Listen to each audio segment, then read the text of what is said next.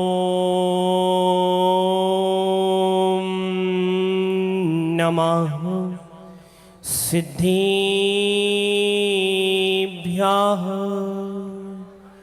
श्री आदिनाथे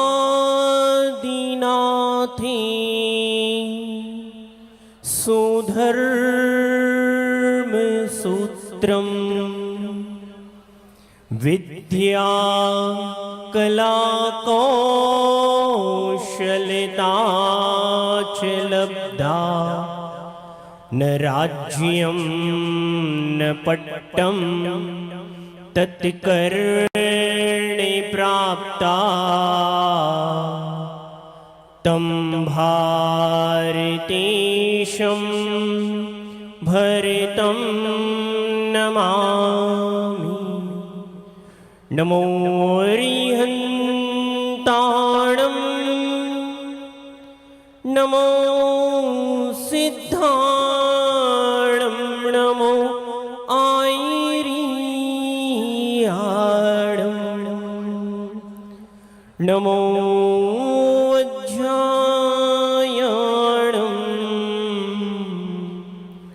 नमो लोय सव्यसाहूढं।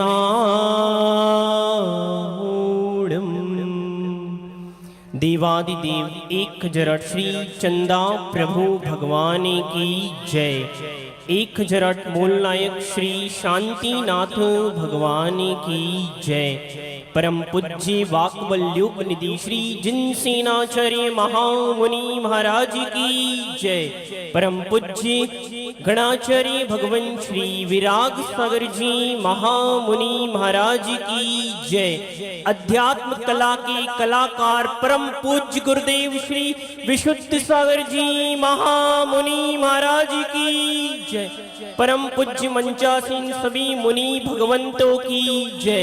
जैन धर्म की जय।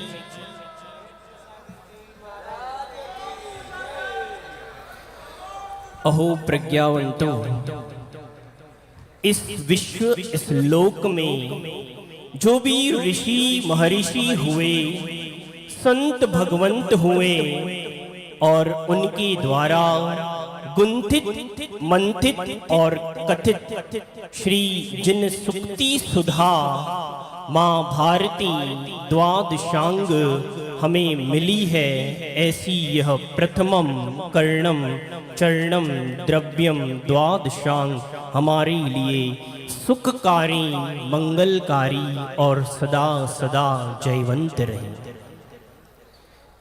भगवान जिनसेन स्वामी ने आदि पुराण लिखा और आदि पुराण लिखने के बाद उसमें महिलाओं के लिए, स्त्रियों के लिए, फीमेल के लिए 64 कलाओं का वर्णन किया। वहीं दूसरी ओर मेल के लिए, पुरुषों के लिए 72 कलाओं का वर्णन किया। लेकिन सारी की सारी 64 कला और 72 कलाओं में यदि कोई श्रेष्ठ कला है तो वो है हमारे अध्यात्म कलाकार की कला, अध्यात्म कला। और उसी अध्यात्म कला का लड्डू, उसी अध्यात्म कला का लड्डू मैंने सुना था कि एक बच्चा मुझे आकर बोला, महाराज जी आपके गुरुजी है ना? मैंने कहा हाँ। बोले वो पथरिया में एक लड्डू लेकर बैठे हैं, ऐसा वो बता रहे थे। तो मैंने भी सोचा कि लड्डू तो अपने घर में ही अच्छा लगता, बाहर अच्छा नहीं लगता। तो मैं भी वो अध्यात्म के लड्डू में से, क्योंकि वो अध्यात्म का लड्डू ऐसा लड्डू है जिसमें 64 कला क्या, 72 कला क्या, भगवान बनने की कला निकलती है। उस लड्डू का रस लेने आया हूं गुरुजी। और ये अध्यात्म कलाकार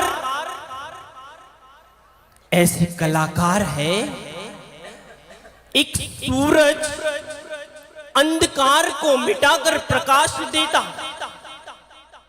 लेकिन ये मोह के अंधेरे को मिटाने वाले अध्यात्म सूर्य है। जीवन में हम सबके पास में कलाएं तो बहुत सारी हैं। किसी के पास मंत्र की कला, श्री नंदन पंडित जी टीकमगढ़, आपके पास तंत्र कला है, आपके पास यंत्र कला है, वास्तु कला है, पाक कला है, नर लक्षण कला है, दंड कला है, विचार कला है, उपचार कला है, भत्योपचार कला है, बंधन कला है। हर किसी के पास अपनी अपनी कला है।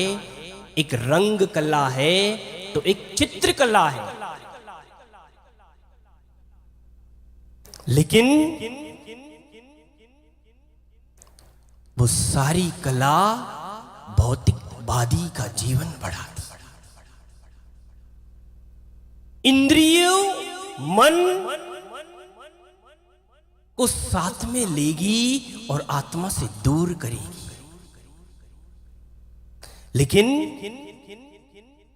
एक अध्यात्म में कलाकार इस विश्व में है। इस विश्व में एक ऐसे कलाकार हैं जिसने सबका भला किया, उनका भला अपने आप हो गया। वो अध्यात्म कला है। ऐसे ही वो कलाकार हमसे कह रहे हैं कि यदि आती है तुझे कोई कला, यदि आती है तुझे कोई कला, तो करना उससे सबका भला। यही जीवन जीने की अद्भुत कला है। यही अद्भुत कला है। ऐसे ही हम सब उस कलाकार के चरणों में चले और अध्यात्म के रस से अपनी आत्मा को विभूषित करे, सजाए। और आत्मा जब अध्यात्म के कला से सज जाती है, गुरुजी, मैंने जब आदि पुराण पढ़ा उसमें सारी कलाएं मिली, लेकिन अध्यात्म कला का नाम ही नहीं मिला। तो मैंने सोचा ये सारी कलाएं जिस कलाकार में समाविष्ट है, ये सारी कलाएं जिस कलाकार में समाविष्ट है, वो ही आध्यात्मिक कलाकार है। आपने कल देखा, गुरुजी ने पाक कला भी बता दी, मुस्कुराने की कला भी बता दी। गुरुजी अंदर जीने की कला भी बताते और बाहर जीने की कला भी सिखाते। ये ऐसे अध्यात्म कलाकार है।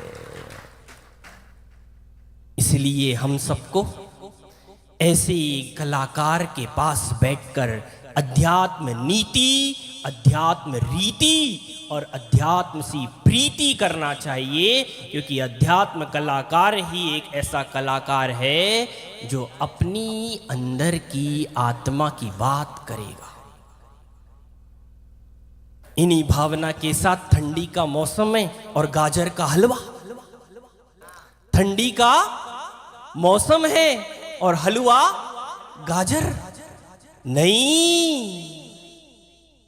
ये अध्यात्म कलाकार है जो हमें जन्म, मृत्यु और जरा का संदेश दे रहे हैं। गाजर के हलवा खाने का संदेश नहीं दे रहे। हम लोग भौतिकवादी विचार बना सकते कि अच्छा लगता ठंडी में हलवा गाजर, लेकिन अध्यात्मवादी ही सिखा सकते, चाहे ठंडी हो, चाहे गर्मी हो, चाहे वर्षा ऋतु हो, कोई भी समय हो, वे ही सिखा सकते जन्म, मृत्यु और जरा का। उस पर विचार करने के लिए अध्यात्म कला के अंदर आना पड़ेगा। और अध्यात्म कलाकार के पास ऐसी कला होती है कि वे काले धब्बे में भी सुंदर सा चित्र बना देते। ऐसे ही एक काले धब्बे को, हमारा जीवन बिल्कुल काला सा धब्बा धब्बा हो गया था, उस काले धब्बे पर गुरुजी ने 6 नवंबर 2022 को 28 मूल गुणों का चित्रकार बना दिया। और इससे बड़ा कुछ भी हमें वो दे नहीं सकते। जो दिया वो सबसे श्रेष्ठ है, भगवान बनने के योग्य है। बस प्रयास हमारा ही कम है कि हम उनकी अध्यात्म कला में नहीं आ पा रहे, और यदि उनकी अध्यात्म कला में आ गए तो हम भगवान बन जाएंगे। इन्हीं भावना के साथ कि कुंद कुंद भगवान ने कहा दंसन पाहुड़ में, नाणम नरस्त सारो सारो भी होई सम्मत्ताओ सम्मत्तम चरणाओ होंति निब्बाणा। ज्ञान के माध्यम से निर्वाण की यात्रा करें, हम सब उनके चरणों में बैठे और ऐसे ज्ञान का अर्जन करें जिस ज्ञान से हम सभी भगवान बन जाए। इन्हीं भावना के साथ गुरुजी आपके चरणों में, अभी तो मैं ज्ञानी हुई नहीं, इसलिए तो कहते रहता हूँ कि मुझे इंटेलिजेंट बना दो। अभी नहीं बना गुरुजी, अभी नहीं बना। जब भगवान आप बना दोगे उस दिन मैं पूरा इंटेलिजेंट बन जाऊंगा, और इंटेलिजेंट बन गया तो फिर कुछ करने की जरूरत नहीं है। भगवान महावीर स्वामी की जय। परम पूज्य आचार्य भगवान श्री विशुद्ध सागर जी महाराज की जय।